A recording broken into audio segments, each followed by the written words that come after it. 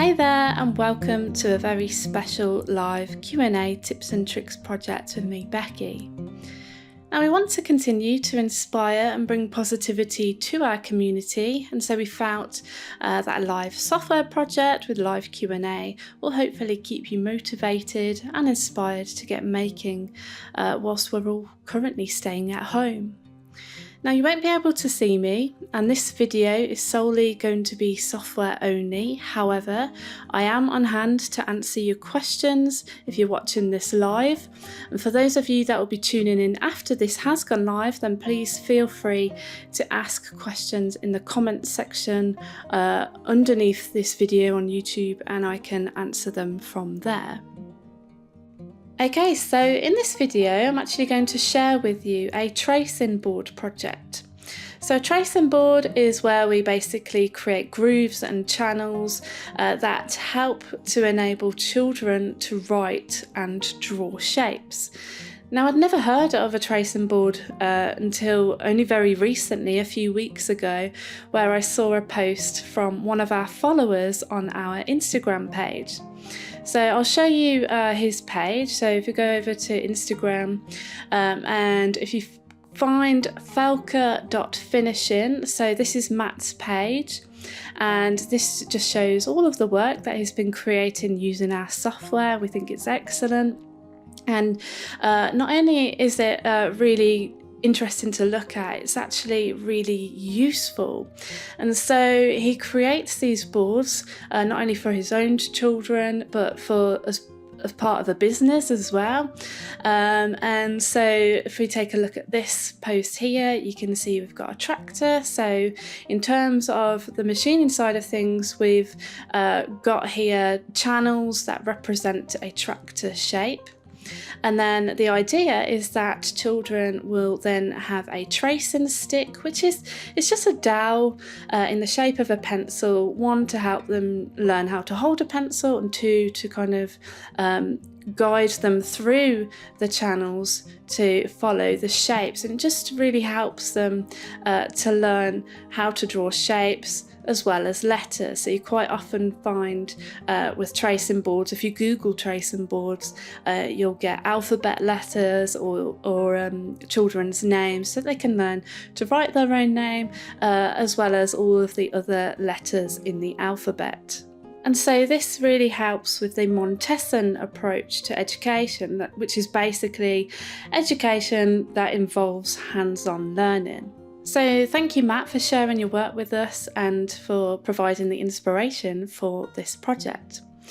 Now, in terms of the content of this project, we're actually going to look at creating a rainbow. Now, I'm not too sure how this is panning out in the US. I know certainly in the UK, as well as parts of Europe, a lot of children that are now at home are actually drawing up rainbows and putting those pictures in the windows. And it's this idea just to show that the people inside of their homes are thinking of others and are just doing their bit to bring a bit of brightness to their day. So here's just an example from a BBC news article showing all of the children with their rainbows. And I've seen a few myself on my lunchtime walks, and it does lift you, and it's just nice just to bring that community effort together. And that's kind of what's inspired me to do a rainbow theme, so that we can machine this and get kids learning how to draw a rainbow, as well as writing the word rainbow as well. Okay, so in terms of the software itself, we are going to go back to basics. So we're going to look at a lot of the things in the drawing tab. So how to draw an arc. Okay, we're going to look at how we can offset that arc to create the other stripes for the rainbow itself. We'll also look at how we can draw text, how we can edit the text so we can space out each of the characters. And then once we've done that, we can then just look at how to create the toolpaths. Now, we are just using the profile toolpath. We're going to be using a 1/2" bullnose to profile on the vector. So that's why I'm kind of working with single lines as well as single line fonts. So we'll take a look at that shortly. Okay, so we're going to open up a new software here. Right then, so we're going to start a new file, and here we're going to go with a single-sided job. We'll go with a width of 17, height of 17 inches, and a material thickness of 1/4 of an inch. In terms of machining, we're going to set the Z0 position on the material surface, and our XY position is going to be in the lower left-hand corner over here. And then we could go ahead and press OK. Now I am drawing this up in Aspire, however, as I'm only creating 2D data, this will be available for both VCarve and 2D users as well. Okay then, so we're going to start by drawing an arc. So there is 2 ways that I draw an arc. I can either use a polyline, draw a straight line, and then turn the span into an arc, or which is probably more easier to do, is this option here, to directly draw an arc. Okay, so I'm going to click on that option here. If you wanted to, you could go ahead and select your start points and end points, or we can just freehand draw in here, which I'm going to do. So I'm going to take my first point, then we're going to make our next point. So we'll just do it roughly around 15 inches long. Click that in there, and then just with my cursor, I'm just dragging that up to create the arc. So we want to make a real rounded arc shape there. So I'm just pulling it up to its maximum, and then click, and then that will accept that. Okay, so we can just simply close out, and then what we can do is we can try and just line that up so it's more central to our job space. Okay, so that is our first initial vector. And so with that vector, we're now going to look at creating a series of offset copies to create the other stripes that form the rainbow. So to do that, we select our vector and then head over to the drawing tab. We're going to look at this icon in the lower left-hand corner of our drawing tab, and this is the offset selected vectors tool. And if we click on that, that will open up the offset vectors form. And so here we're able to create our offsets going outwards and to the right, inwards and the left, and both. So creating an offset on both sides of our vector. Now, if you're working with closed vectors, then all you need to think about is whether you're going outside of the closed vector or inside of the closed vector. And when you're working with open vectors, we've got to think about whether we're going to the right of the vector or the left. So a top tip here is just to recognise where your start point is. Okay, so you can see it's indicated by this black square. So this is my start point. If I want to take the rainbow to the left, then I'm going to use the left option. If I want to take the offsets to the right of this start point, then we're going to go use the right option. So just imagine yourself standing on that start point and choose whether you want to go right or left. So in this case, I'd like to go right, so we're going to use the right option, and then we need to specify a distance. Now in this case, I am using a 1/2 inch ball nose to machine on to the vector, so I'm just going to go a little bit larger than that. So here we're going to go with 0.6 in this case. And then we have the option to select new, which I'm going to keep checked, so that the moment that I press offset, it creates that offset going to the right at a distance of 0.6 inches, and then it now deselects the original vector and now selects the new one, which just makes it nice and easy for when we want to do multiple copies. So in this case, I need to do 5 more or 6 more. So we're going to go ahead and go 1, 2, 3, 4, 5 and 6. Close out, and there we have all of the stripes that form the rainbow. So now we can look at creating the rainbow text. So to draw text, simply come over to the Draw Text tool. Okay, so here we have 2 types of fonts. We've got True Type and we've got a single line. Now in this case, I'm actually going to make use of the single line fonts, as I'm only using a ball nose just to go over the actual lines of the text itself. So we're going to make use of the single line fonts here. Okay, in this case we're going to go with Futura West, and here we're just going to go and type in the word rainbow. Okay, like so. Then we can close out. We're just going to take that object and just using our smart snapping, we're just going to snap it to that center line, just so it's in the middle in terms of the X coordinates. Okay, now that's not too bad. However, what we'll do is we'll just nudge it down, and what we need to do is just space out the text as well, because I am using a 1/2 inch ball nose. If we just draw out what that looks like, so 0.5 there, this is our diameter. You can see that our text is going to be very close to one another when we machine it. Okay, so we don't want that to happen. So in this case, we're just going to really stretch the characters out here.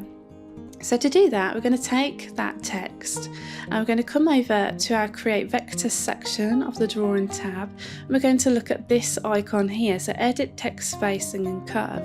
If I click on that, that will now enable me to come in between each of the characters and move them close together. So you can see we have 2 arrows that are pointing at each other. So if I click now, they're going to bring the R and the A close together.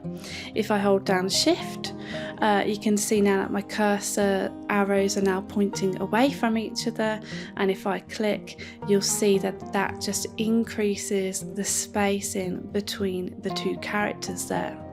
Okay, so we're going to go between the A and the I, so just going to click to increase that spacing also between the I and the N. Again, just keep clicking until you are happy with that. It's not too bad. Then another top tip as well, if you hold down Control, you can get bigger increments. So it's Control and Shift. So if I just keep that, so we bring it close together, but this time I'm going to press Control, it just does that in bigger increments. Okay, so this time we're going to say Shift to make the B and the O go away from each other, followed by Control, and that's just going to create bigger increments for us. Okay, so happy with that. Might just do a little bit there. Take a look at that. That doesn't look too bad. Maybe I might want to increase the N and the B, and then go back in on the I and the N. Okay, so that's pretty much how you can space text or kern your text, and that's pretty much it in terms of our design layout. We've got our rainbow and we've got the actual text that says rainbow as well. And so just from a visual point of view, I'm just going to put our mouse into normal selection mode and just going to drag a box to cover everything that I'd like to select. And then I'm just going to press F9 on the keyboard just to center that. And then what we can do is we can then go ahead now and think about the toolpaths. So we're going to use this icon here to switch from our drawing tab over to the toolpaths tab. So the first thing we need to do is set up our material. So again, as we've seen right at the start, we are working with a 1/4 inch thick material. XY date and position is going to be set from the lower left hand corner. And then you just want to check over your rapid Z gaps, home and start position, that's all safe and appropriate for your own setup. And so all we need to do is select the vectors. So they are both going to be using the profile toolpath. We're going to apply the same settings to both sets of vectors. So we're just going to highlight all the vectors here. And here we're going to use a profile toolpath. Okay, so we're going to start our profile at 0, and we're going to cut down just to a small 0.1. So we're just only making shallow channels here. It just makes it easier to follow the channel, to trace along the actual pattern or the letters.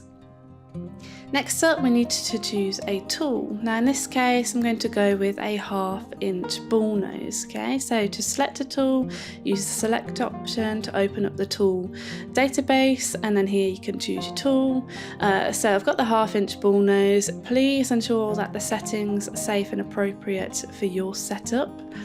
And then we need to select how we machine those vectors, outside, inside, or on the vectors. In this case, we're going directly on the vector, so we're going to use the on option here. We can give that a name, so we're just going to call this one rainbow, and then simply go ahead and press calculate, and then we can preview that to see how that looks. Okay, and that's pretty much it. Okay, so you can see we've got this nice shallow cuts. The idea is that kids can trace the shape of the rainbow to create all of the stripes that form that rainbow, as well as following each of the characters to help learn how to draw the different letters. And so then all you need to do now is simply save out your toolpath. So to do that, simply close out the preview toolpath option, go over to save toolpath. Okay, at the moment it says toolpaths to be saved, no visible toolpath. So we just got to click on that icon there to ensure the visibility of that toolpath is switched on, and now we can see that listed there, ready to be saved. Search for your appropriate post processor from the drop down list, and then simply save that out, in which you can then go ahead and cut that out on your CNC machine. Now, as a bonus, what I have done is, if we go into the 2D view, I'm just going to uncheck that there. Go to the layers tab here, we've got layer 1, so I'm just going to rename that. We're going to call that one rainbow. We're just going to hide the visibility of that, and we're just going to switch on the visibility of the alphabet layer. So here what I've done is I've just laid out all of the letters. I've used these squares as a grid for me to reference that. So if you wanted to just have the alphabet instead of a rainbow, you can do. Again, same technique, select the vector, over into the profile toolpath, exactly the same settings, and then simply just go ahead and press calculate. If we reset that preview and then preview this toolpath, you can see you also have a letterboard available.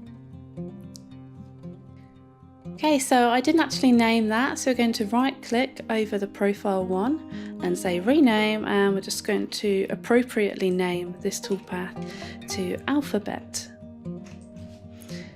Okay, and then if we just reset that preview, we're just going to preview the rainbow toolpath again, and that's pretty much it. So at this stage we're going to go ahead and save the file so that you guys can have access to this. So go to File, Save As, and then I'm going to create the file. We're going to call this one Trace the Rainbow.